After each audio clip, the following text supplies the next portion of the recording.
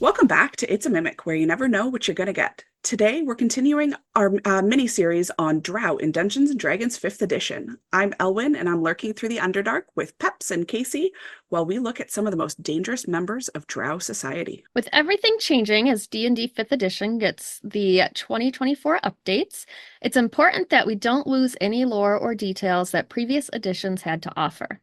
However, even as we pour over everything Drow from 5th edition, it's also important to understand the problematic nature of some of Drow history. So make sure you listen to episode 0 of this series to keep it all in mind.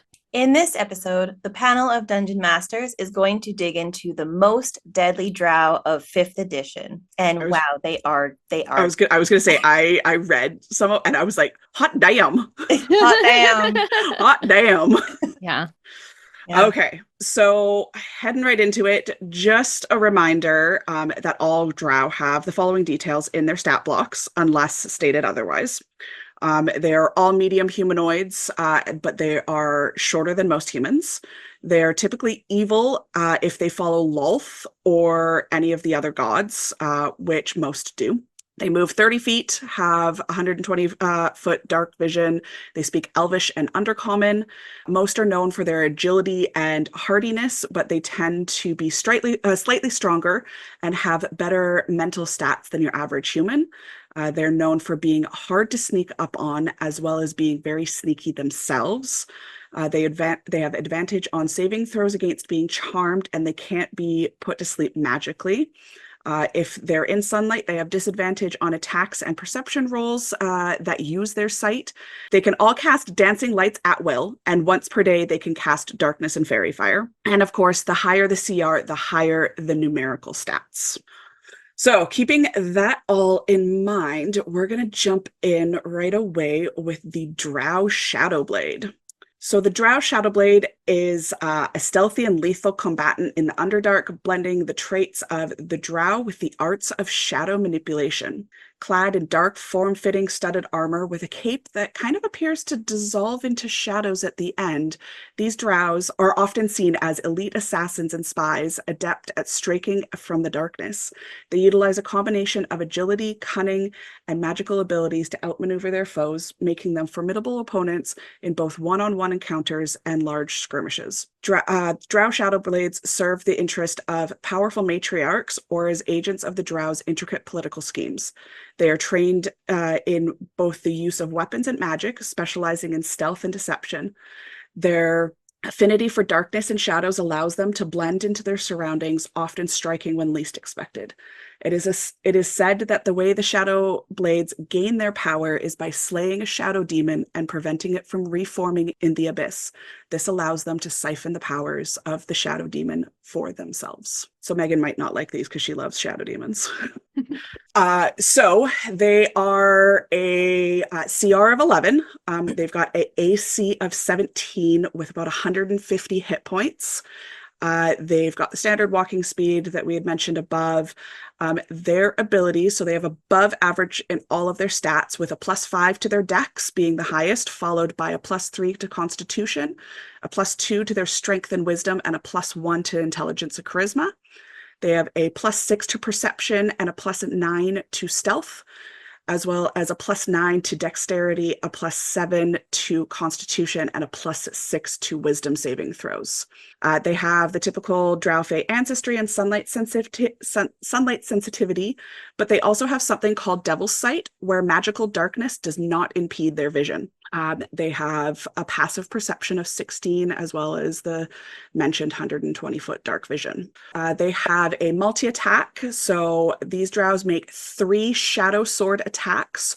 One of the attacks can be replaced by a hand crossbow attack. The Drow can also use spell casting to cast darkness.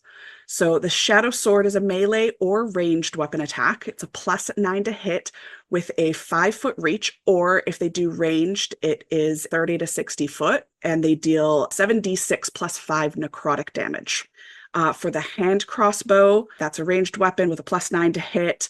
They got a 30, 120-foot range, one target. They do 1d6 plus 5 piercing damage, and the target must succeed on a DC 13 Constitution saving throw or be poisoned for 1 hour. If the saving throw fails by 5 or more, the target is also unconscious while poisoned in this way. The target regains consciousness if it takes damage or if another creature takes an action to shake it. They also have spellcasting, so the Drow casts one of the following spells requiring no material components using charisma, with a spell save DC of 13. So at will, they can cast Dancing Lights or Darkness. And then once per day, they can cast Fairy Fire or Levitate, but only on themselves. As a bonus action, Shadowblades can use Shadow Step. So while in dim light or darkness, the Drow teleports along with any equipment it's wearing or carrying up to 60 feet to an unoccupied space it can see that is also in dim light or darkness. It then has advantage on the first melee attack it makes before it ends its turn. There's also a variant that has demon summoning. So some Drow Shadowblades have an action that allows them to summon a demon. So they can summon a shadow demon once per day. The Drow attempts to magically summon a shadow demon with a 50% chance of success. If the attempt fails, the Drow takes 1d10 psychic damage. Otherwise, the summoned demon appears in an unoccupied space within 60 feet of its summoner, acts as an ally of the summoner, and can't summon other demons. It remains for 10 minutes until it or its summoner dies, or until the summoner dismisses it with an action. Nice. Megan might like it for that reason. Yeah, Megan might like it for that reason, yeah. Like, okay. She's gonna have a love-hate. Okay. Yeah. Alrighty, so let's roll some dice and talk about some inspiration about this guy. Ooh. Oh, that's an 11. 7. That one. I really They're need- doing I so need to just- fantastic right off the bat. Yeah. I need a full, reset of my I was dice. gonna say, you need to cleanse those Yeah. dice I know. I need to set them outside and in the full moon. Yeah. Yeah. Yeah. I'm gonna send you a smudge stick. Yeah. Oh, Megan and I have tons. Megan and I have tons. Alrighty, so for this guy, I mean, I love the idea of just shadow assassins in general. And I mean, shadow demons are also kind of growing on me. I feel like these guys you wouldn't see as much if you're kind of just playing a regular Underdark campaign. You would maybe come across these guys once, maybe twice. I feel like it would be a really rare situation, or it'd be a very unique situation that you would actually come across these guys. You would have had to really fuck up. Yeah, I feel like these are the guys that you have pissed off a matron mother. And you have fucked royally up to the point where everybody in Menzoberran's Inn or something like that is after you. And they're sending these Shadowblades to come and get you and to kind of just deal with you and get you out. So I feel like that would be the main way that you would probably see these guys.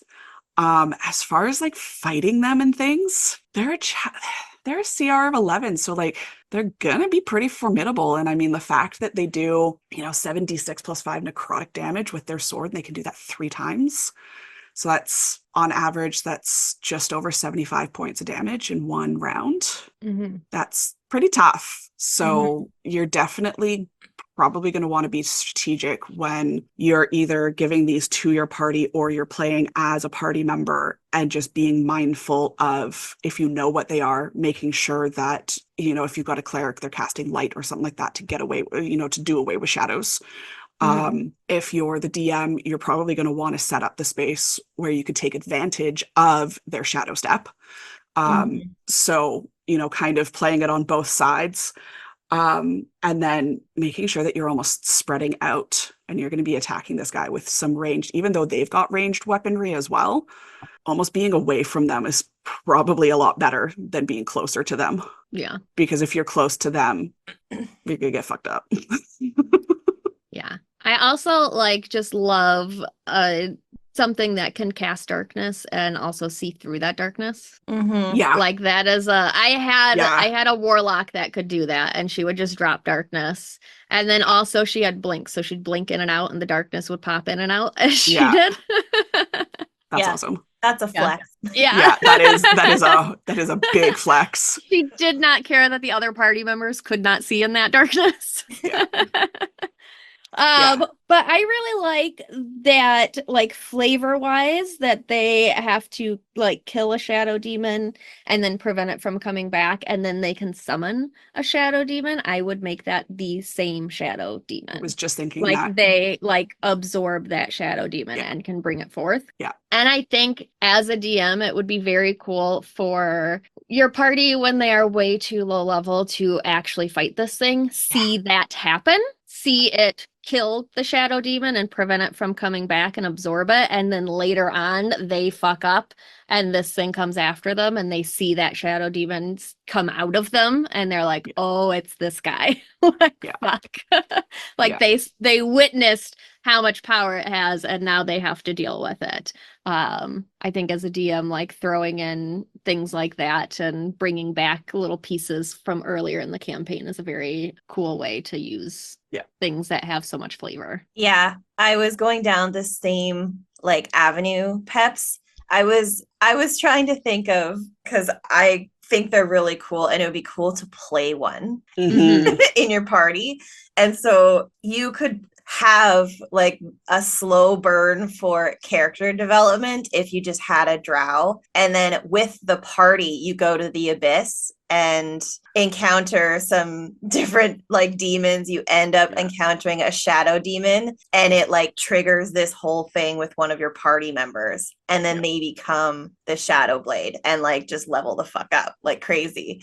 But I feel like it, either way, it would be, that's the point that is so interesting with this one, is that how they are created. So whether you can bring it in so that the players observe this happen, or it's just part of like somebody's backstory and a whole development through quite a few levels to get to this point to actually do this.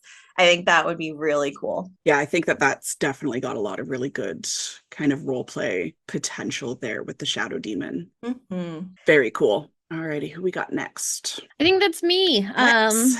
With the Drow Inquisitor. So, as we know by now, the Drow society is filled with plots, power grabs, and backstabbing. Lolth herself encourages this type of behavior.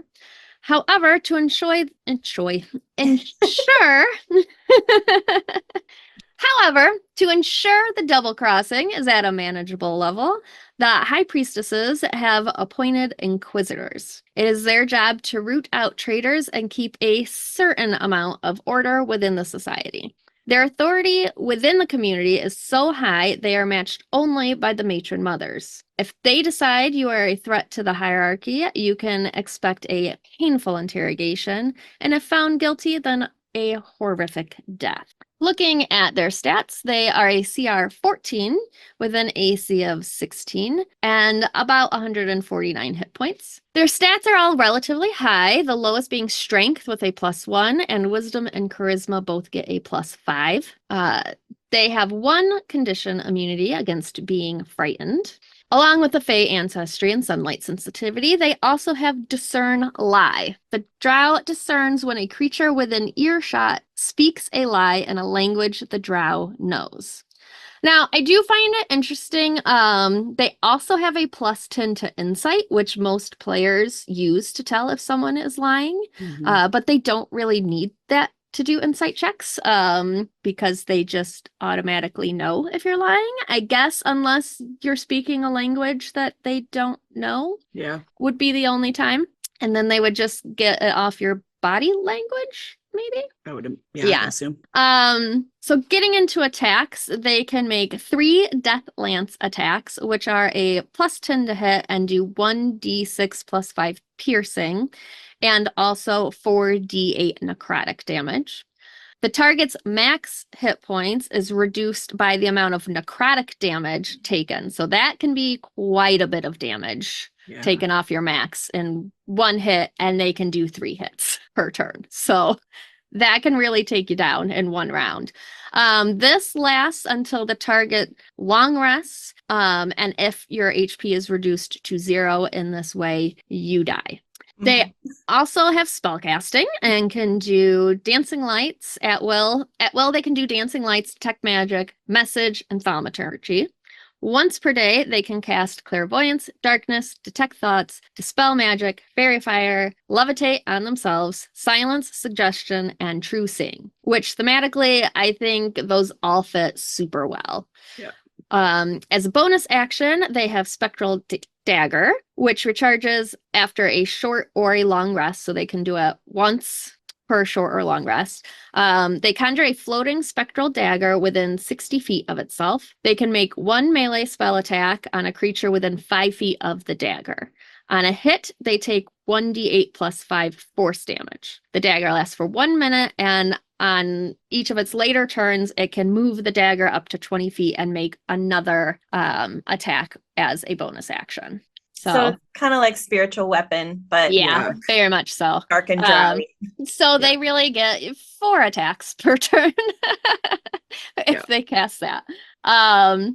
There is also a variant mentioned with demon summoning.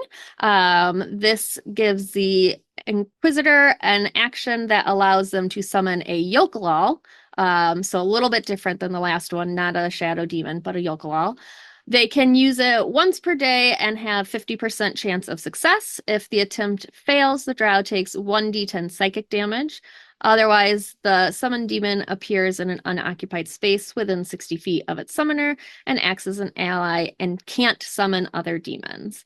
It lasts for 10 minutes until the summoner dies or until the summoner dismisses it on an action. Yep. So that is our Inquisitors. Oh, that's an 11. Did I roll 11 last time? I think I rolled 11 last time.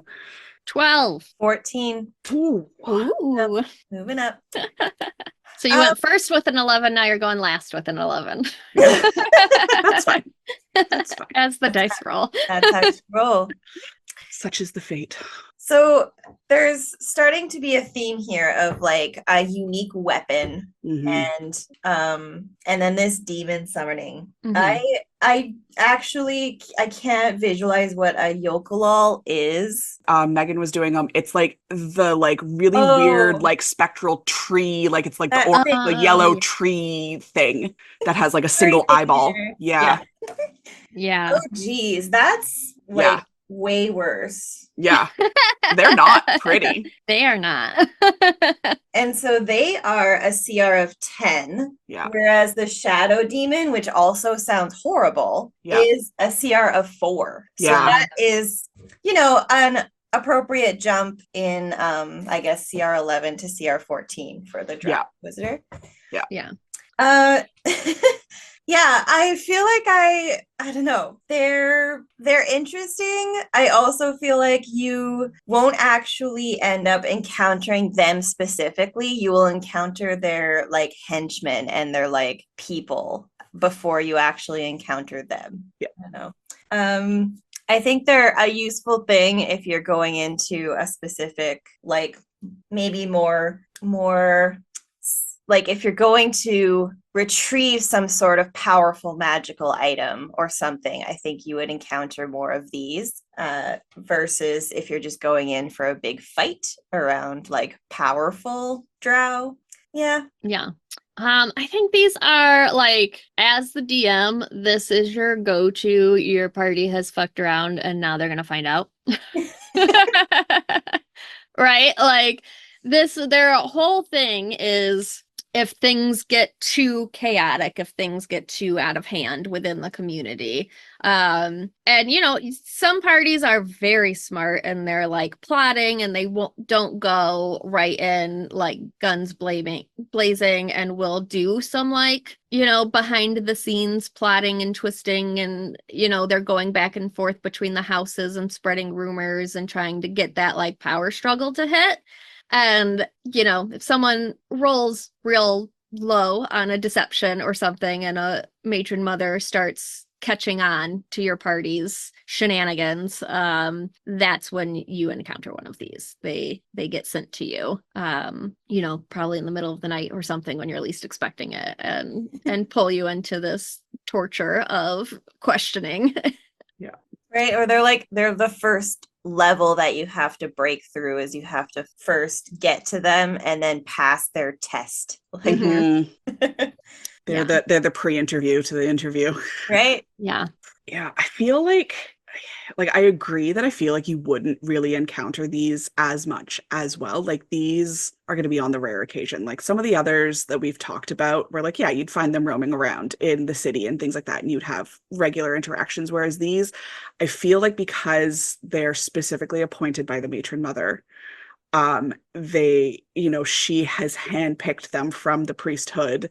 They are that like tall, silent, like lurch-like individual that like stands next to the matron mother when she's sitting on her throne, or when she's sitting on like her like regal chair. And as you're talking to the matron mother, if you're ever interacting with her, they're continuously leaning down and whispering in her ear. And they are feeding her information, and they are not being stealthy about it. They are analyzing you. They are using their, they're using their discern lies. They're using their perception of +10. They are the human lie detector that is just absolutely analyzing the shit out of you, and nothing's going to get past them. So you damn well better be speaking the truth to the matron mother. Yeah. I can just imagine like your bard is trying to do the most epic deception on it. And then this guy's like, the Inquisitor no. just leaps in to the ear, and it's like, they're lying. Yeah, it's just like, oh, sweet summer child. That's not going to work. You're doing child's play.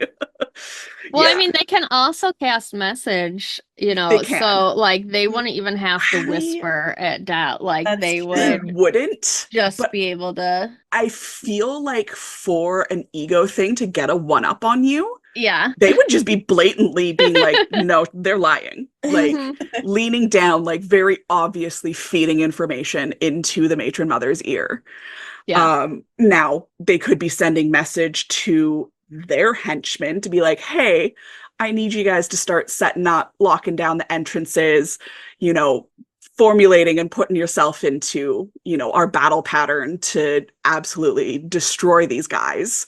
So they could be doing that on the side. Like, I feel like these are the like tacticians, like they're the ones that are like the battle masters. They're the ones that are going to be really kind of pulling all the puppet strings because they know what the matron mother needs. Yeah. I could see like if you encounter them outside of like the matron mother or their house or whatever, like they would be writing things down like as you, and like, oh, I'm just sending my report over right now. Like they would just automatically, like they would have a magical piece of paper that they write message on, and it just immediately shows up in front of the matron mother of, this is what's happening. Ooh, and these would be the ones where if you had to like arrange a meeting and they agreed to talk to you, you'd go to like a busy tavern, but everyone in the tavern is like their employer. So where it's like they just snap their finger and everyone in the tavern leaves, stands up and walks out.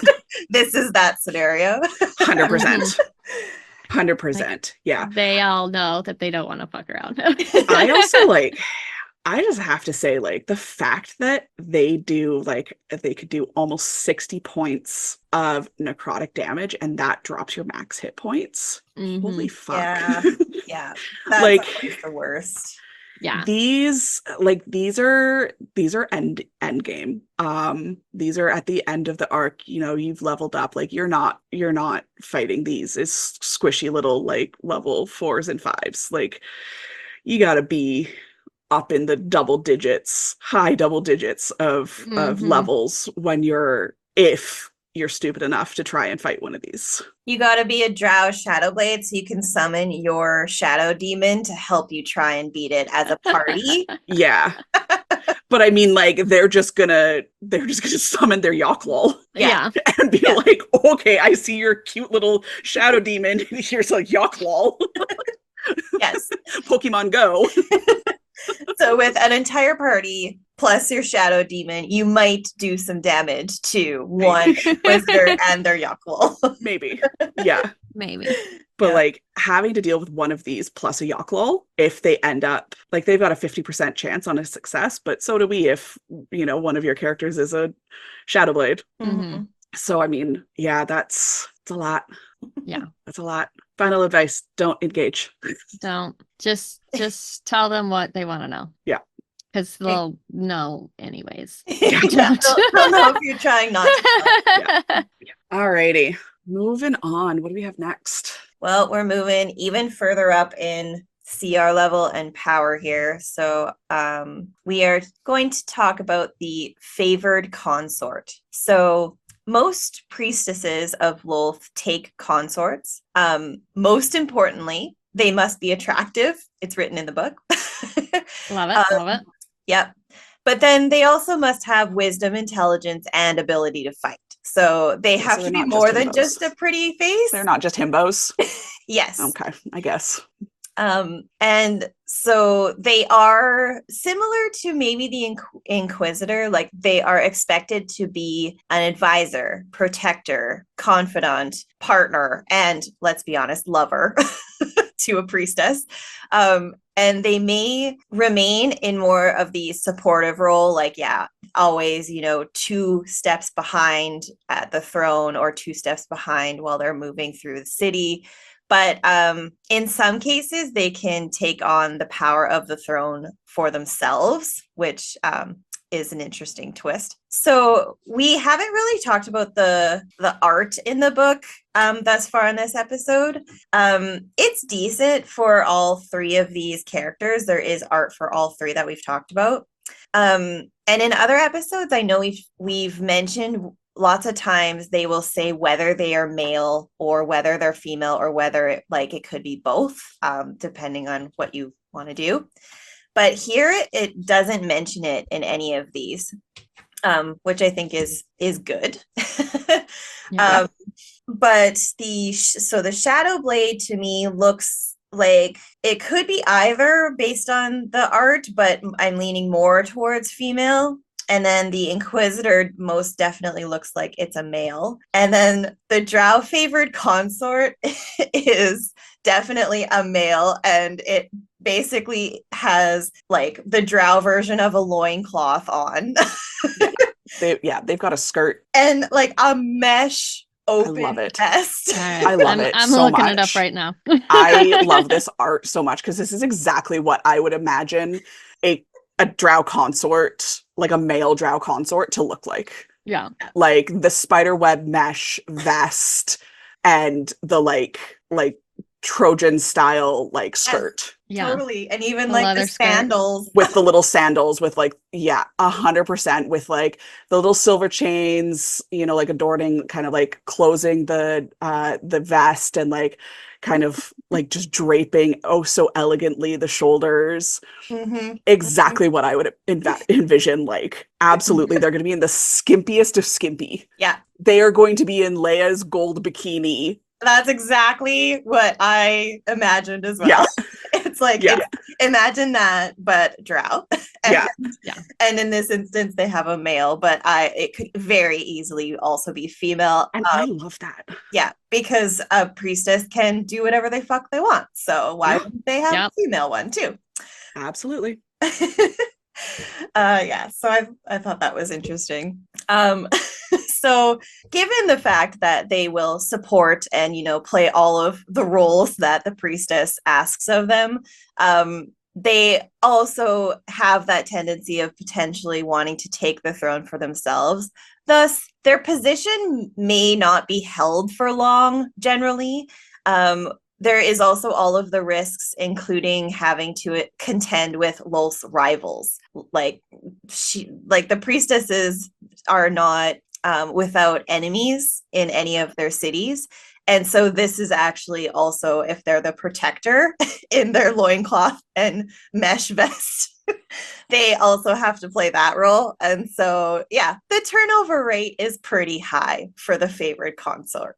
It's maybe for this reason that some favored consorts will try to undermine Lolth's evil. And they actually, it said that they travel to Underdark cities where Lolth has less influence, and they build strength and power for a resistance. So we're alluding to Star Wars here in a few different aspects. So a Drow favored consort can be any alignment, and is just a very powerful spellcaster. They are a CR of 18.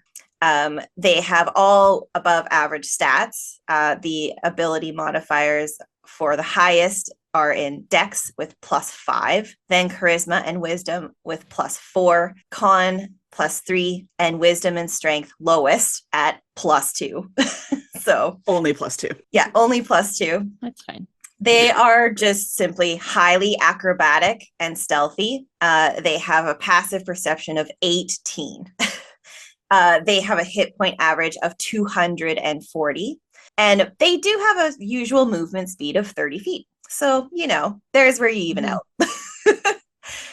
The favored consort carries a weapon. It carries a scimitar. So I also like that these more like higher powered like monsters we're talking about today all have different weapons and different kind of strengths in how they fight. So I thought that was entertaining. But the consistent theme is that they can multi-attack, and it's 3 attacks. And that is what's so devastating. Yeah. The favored consort can multi-attack with 3 scimitar attacks, and they will deal 1d6 + 5 slashing and 6d8 poison damage on each. So that is an average of just over 100 points of damage in one action if it hits on all 3. Yeah. Alternatively, it can make 3 arcane eruption attacks. This is a ranged spell attack of 120 feet that deals 8d8 force damage on one target, and the target can be pushed up to 10 feet away if it is large or smaller in size. So that also is on average just over 100 points of damage if it hits on all 3. The Drow favored consort has additional spell casting, and it does not require the material components to cast. So at will, in addition to the standard spells, it also has mage armor. And this causes its AC to be up to 18 from the base of 15. So again, 240 average hit points, AC of 18. It can do. Yeah, like you are.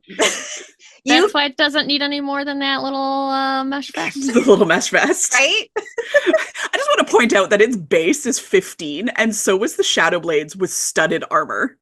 Right? So this in its little skimpy mesh vest has the same AC as the Shadowblade. Yeah. Yeah. I love it. Well, its skirt is leather, so I mean that's basically studded. Like I was gonna say there's like some armor. metal adornment onto it, so it's like maybe studded leather. That is true. Has a studded leather skirt.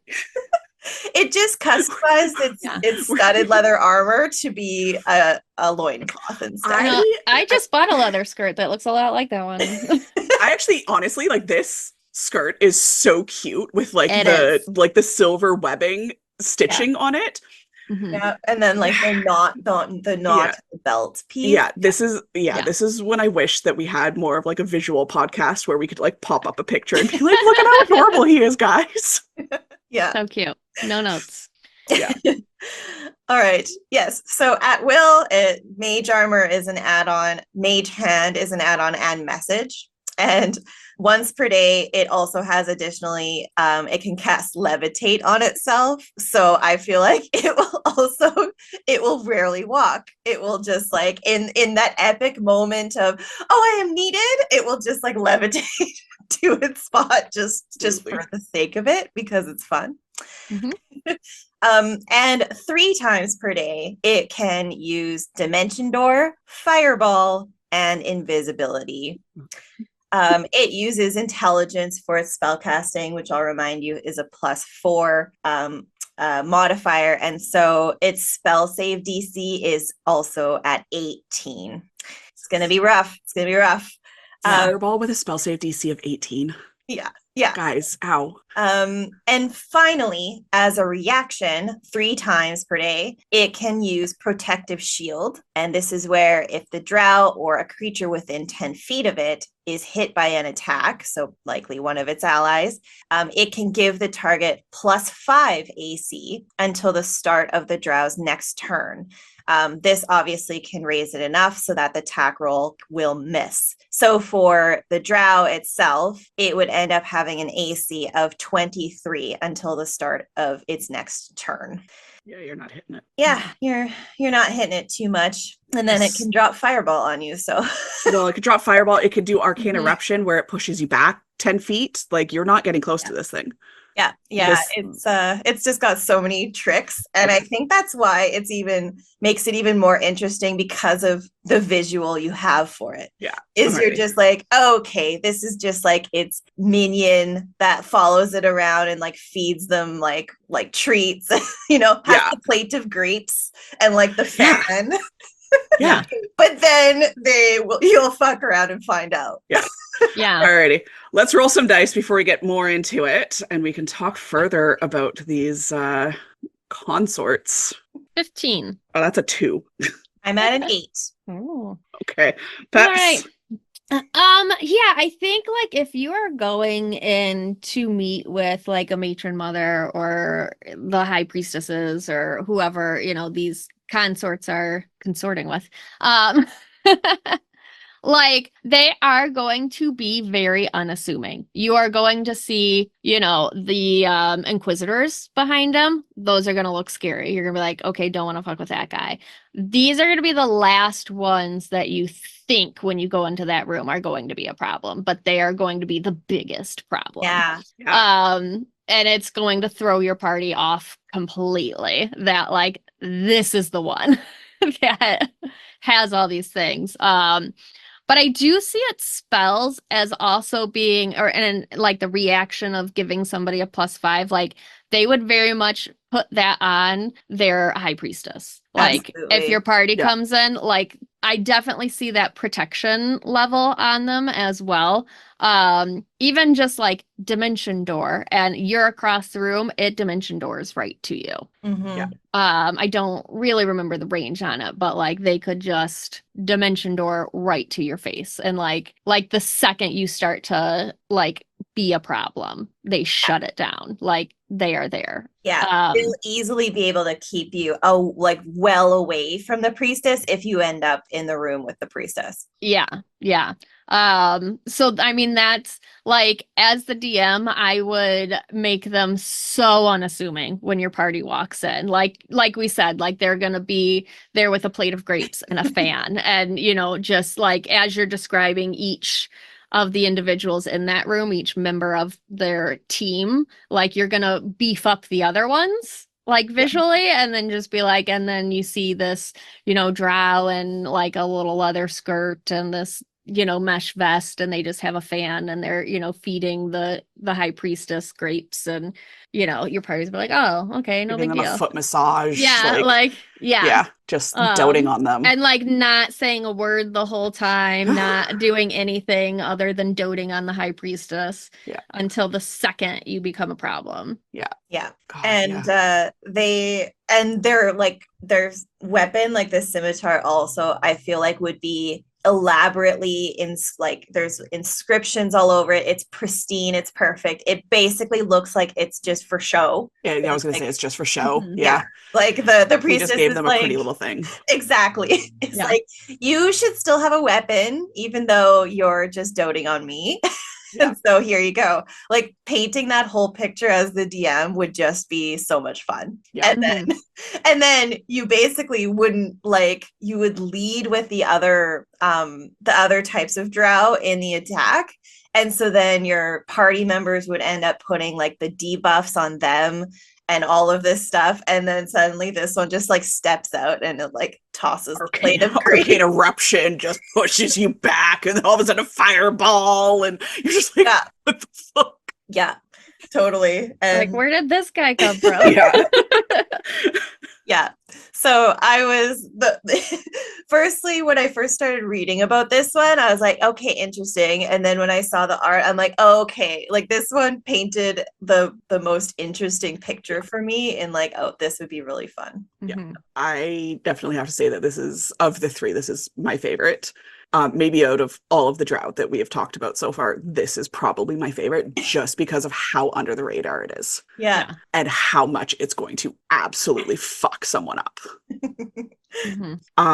Yeah, I mean, like, I was definitely thinking along the exact same lines as you guys. This guy is going to be in the background. Like, he is just a background character until he is not a background character. I love the fact that they could also, like, there's probably, you're gonna see, like, if you interact quite frequently with a high priestess during kind of the later stages of the campaign, you're gonna be seeing a revolving door of these guys, and they're all gonna seem unassuming. So you're just like, oh, she's just got a whole bunch of manslaves. Cool, good for her. Fill your boots. You do you, boo. Love that for you. But they're always going to be different. And I feel like every single time you go and interact with High Priestess, it's going to be someone different. They're going to look a little bit different. Maybe they're in a little bit of a different outfit. Maybe their hair's a little bit different. Like, they're going to have some noticeable physical characteristics that they are different. Because, like, I love the fact that it says that, like, the high priestesses are fickle. And so they're just going to continuously, or these guys step out of line because they want to take power, and she's like, no, and like gets the Inquisitor to just do away with them. Let's just sit back down, sweetie. Pretty much. like, we are a matriarchy, not a patriarchy. Thank you. Sit down. Bye-bye. So I love that, and I think that you could definitely play that. But again, like, the first interaction that you have with them, they're a nothing. And as a DM, you describe them as a nothing. Like, you give very little, like, oh yeah, like, and there's also like a male that's like massaging her feet. Yeah. It's like, whatever. And unless you knew Drow society, unless you had someone in your party that knew Drow society, this would remain unassuming until shit popped off. Yeah. So I love that. I love these guys. Also, consider the smut novel of a reverse harem you could write. I have read that book before. With her whole collection of consorts. Just waiting to be picked next. Absolutely. Or just group activities. Yeah. Just all the group activities. They're just scattered in little pockets around the houses and things like that. Like, when if you gain favor of a matron mother or like a household, and like, say you're invited in to take to rest in like their house or whatever, like, you don't have to go to a tavern or whatever to rent a room, and you've been invited in, given a room within this house, these guys are scattered everywhere. Yeah. She's like lending out her lesser consorts. Yeah. Yeah. I mean, like, oh, go ahead. I was gonna say, I would feel like it's not just like high priestesses and like matron mothers that have them. Like, they're like every level of priestesses within the priesthood get one of these. Oh yeah. Yeah, I could see that. You could definitely like sort of level them down and give, you know, each group different. And that's how they also advance if they do well with like the baby priestesses. They move on up. Yeah. And maybe that's where the ego comes from. And they're like, oh, I'm moving up the chain. Maybe I can get to the top. Yeah. And I like taking it to the side of you may even encounter these if you are trying to build a resistance and allies against Lolth. This would actually be a really, really, really good ally to have if you encounter one in the Underdark where you're in more of a free city, and they have been fired by their priestess and they're like exiled a bit. Imagine having one of these that's been wronged by one of Lolth's priestesses. Like, that's a very, very powerful ally. Yeah. I also just finished well, actually, I have like I'm going to finish this book right after we finish recording today because I'm on like the tail end of the battle. But it was, of course, a fantasy book. And this is not going down the smut avenue, but it was, they were trying to defeat like a powerful being on the throne who was male, and nobody had seen them in real life in a very long time. And so this party finally gets to their palace and goes in to destroy them. And they realize that they are basically undead, and they have been controlled for like decades by this really, really powerful woman. And so I feel like that could be a really cool spin as well with the Drow favored consort, in that they have left the priestess on the throne, but they are actually in full total power of them and are just like, it's a ruse. And so when you encounter them, if you end up getting to their palace or mansion, and you go and you meet the priestess, there's something a little bit off. Like it's an illusion, it's an animation of some kind, and you're just like, something weird is going on here. And then hopefully you roll really well and you talk to the right people and you figure out that it's actually the consort that has been in power for a really long time, and it's just been a front. So that kind of popped into my mind since, an hour ago. Yeah, I love that. Yeah, I love that. So much inspiration on that. Yeah. I think that these guys are really versatile. I think that you can use them in a lot of different ways. I think that they're unassuming. I love the idea of them potentially being like an ally and an in to take down the kind of inner workings of a house, because they're around all the time, and so they're going to be hearing all of the secrets. They're going to be listening, they're going to be privy to the conversations that the priestess or the matron mother has with their inquisitors, things like that. So they've got all of the tea. And if they don't die when they get kind of brushed to the side, like they are a threat to that family. Yeah. And so I think that there is some good potential of that being an interaction of this guy is hiding out maybe with some of the renegades or something like that are down in the Underdark that you come across, and holy shit, there's, an ex-favored consort. And this guy has all of the details on specifically the house that you guys are kind of going after. Yeah. Just the convenience of it. Yeah. I love it. Alrighty. Let's wrap up with, we've got a minion to talk about. Yeah, there's so many minions with the Drows. All the minions. All the minions. We realize that they just love all the pets. And just want to have their cute little Drow society with all of their little pets and just live in the Underdark and be peaceful. Yeah, well. All right, so in Out of the Abyss, we get a creature called the Spider King. And what could possibly make a giant spider worse? One with two heads. Yeah. Wonderful. I love that for us. Yeah. I don't know if the two heads or the one with wings is worse, but both are a nope. So he is described as being warped with demonic influences into a vaguely humanoid shape. So two heads, just warped with demonic influences, vaguely humanoid. So that's what we're getting out of this. The Spider King waits in his chambers with his two giant spiders, so he's not by himself.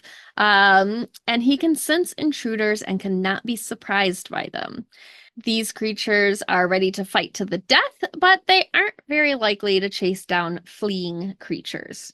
The Spider King uses the giant spider stat block with the following exceptions. He has 44 hit points, a passive perception of 14, with a wisdom modifier of +4. He gets bonuses to Constitution and Wisdom saves, and because he has two heads, he has advantage on perception checks, as well as saving throws against being blinded, charmed, deafened, frightened, stunned, or knocked unconscious. Yep, nope. So, yeah.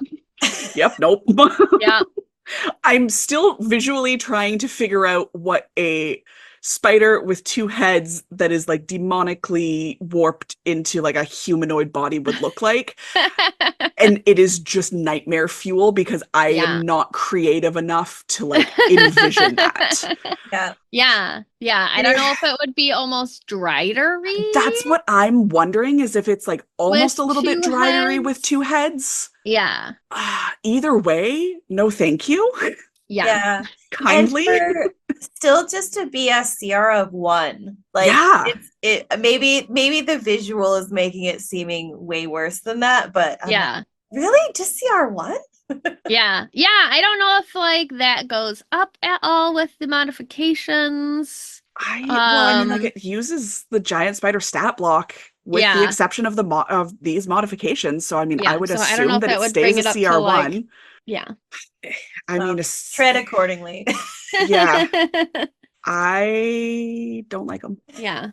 Okay, let's roll. And we got one last question. That's a 15.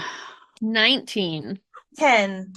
Alrighty, so what is one interesting or unique way that you would use these minions in a Drow campaign? Peps? See, with the name Spider King and it only being a CR1, I feel like that's very conflicting. Yeah. You know, I don't know, imagery or whatever you want to say. Because if you hear, oh, it's the Spider King, and then Loth, it's the Spider Queen, you're gonna think it's the same level as that. Yeah. Right. So I think just that like name will scare your party. But I do, with the like imagery that I had in my head, like I said, it sort of leaned drider. And so I would like tie this guy in with the Drider Society. And I know that they have a much higher CR, but like I think you would find him on the way to where the Driders are at. Which I know like it's in Out of the Abyss and it has a very specific layer and stuff, but if you wanted to use it outside of that, I would tie it in with the Driders. Yeah. So with these guys, the one thing that has just kind of popped into my brain with the whole like ominous Spider King, but it only being a CR of 1, is that episode of Buffy the Vampire Slayer when they're in college, and it is the Halloween episode. And they are accidentally summoning that demon that has like that really horrific name.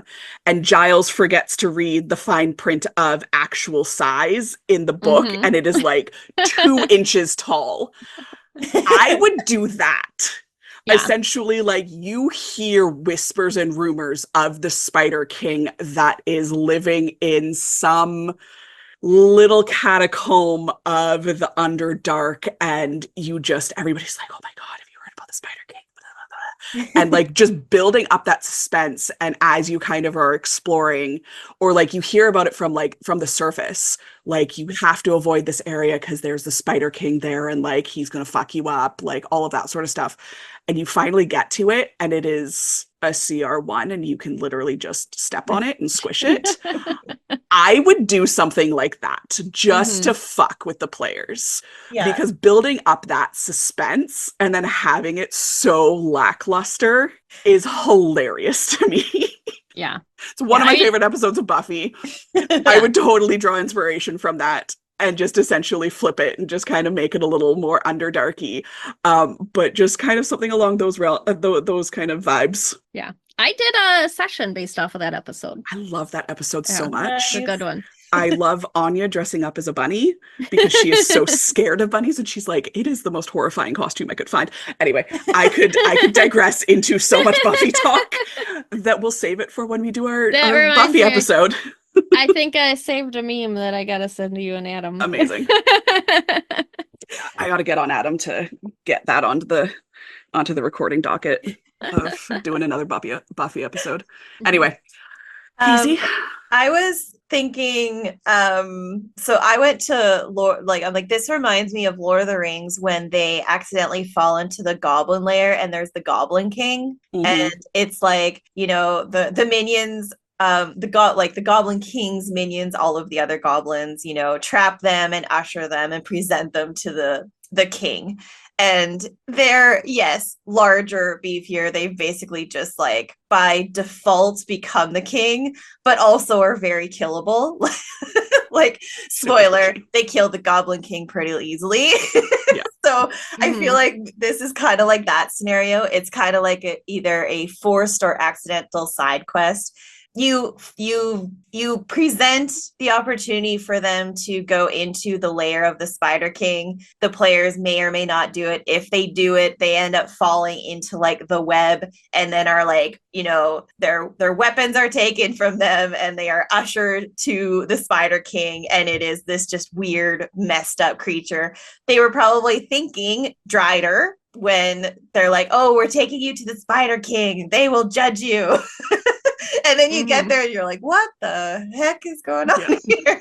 What is this abomination? Right? And then, kind of a like epic battle ensues as you try to escape, and ultimately probably can kill the Spider King. And there will be another one. The next time you come through this area, you might go in again, and then there's just another Spider King looking after the same thing. Yeah, so that's what it reminded me of. Kind of a fun high CR where you could throw in an encounter around like a spider's lair, make it a little bit lighter to give lower level players something. Yeah, it's all right. Yeah, agreed. Oh yeah, all right, me. Any other final thoughts and inspirations on these three? I think I'm just rolling right into it. I think I failed to mention that the 3 Drow we talked about were from Monsters of the Multiverse book. Yes. And then we took one step into another book with the Spider King and Out of the Abyss. But you'll find more details on all of these Drow in Monsters of the Multiverse. But yeah, that's a good point. I think we all forgot to mention that. And like it's always part of my initial like intro on my thing. Like I totally forgot today. Yeah, I did as well. Monsters of the Multiverse, people. Yeah. Got a lot of good stuff in there. I mean, I think that these definitely fit in with our theme of Deadly Drow. These are guys that you're not going to want to fuck with. Like, even, you know, when I was looking at the Shadowblade, I was like, oh shit, like this guy is just going to fuck you up. Even at like a CR of 11, like they're doing some pretty nasty damage, plus the fact that they can summon a shadow demon and the fact that they've got shadow steps. So they're just bamfing, you know, around the battle map, you know, as long as there's shadow or, you know, partial darkness or dim light or whatever. And I'm like, that's going to be really annoying, but also really fun as a DM to fuck with your players. And then as we got more into it, I was like, Jesus Christ, these are nopes. Yeah. These are if you are a party that is going down into the Underdark, don't piss off houses, because they're packing some pretty under the radar weaponry in these, you know, in like a consort. Yeah. I like that flavor wise, you can, like, if you go into the High Priestess's chambers, all 3 of these are going to be there. You are not going to see the Shadowblade. You are going to see the Inquisitor, and that's the one you're going to have eyes on. And the Consort is going to be just randomly there, and you're going to think it's a servant.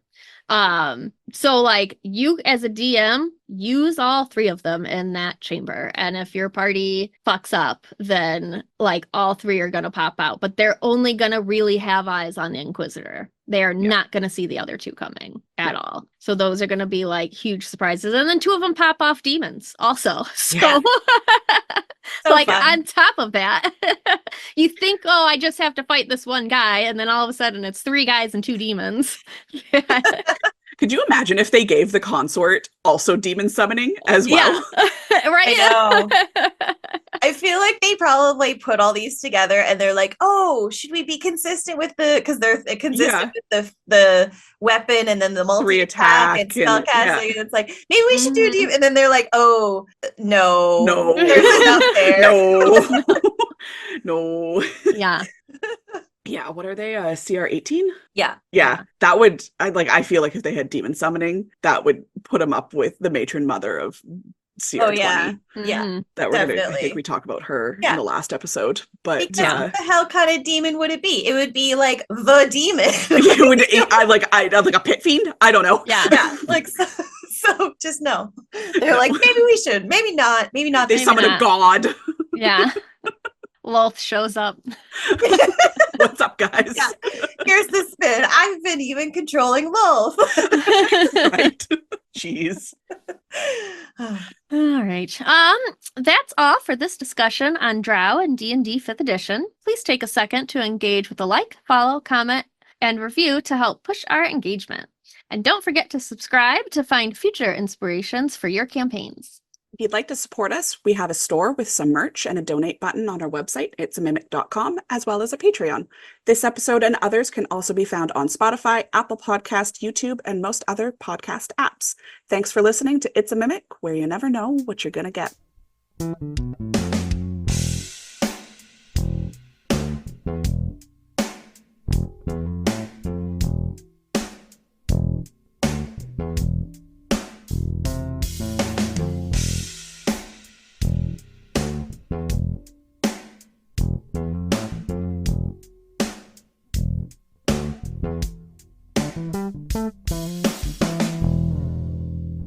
I'm proud that we only brought up one reverse harem, Yeah. and we didn't talk about orgies this time. I didn't talk about orgies at all this time. I mean, I did kind of allude to group play, but we alluded to it. But yeah, and it was very much there. We just didn't deep dive. we didn't deep dive into it. The description was there. Yeah. We just Look, I talked about orgies a lot in the last one. we did. We did. It's all about balance. Yeah. We'd like make a drinking game out of how many times Pep says orgy in an episode. How many times Ellie says, I've read that book. Yeah. There's gonna be like some sort of like counter at the end of this that Adam's gonna have like some sort of spreadsheet of like Ellie said, I've read this book this many times. Yeah. If there's a stat, he will try and do it. Probably. Probably.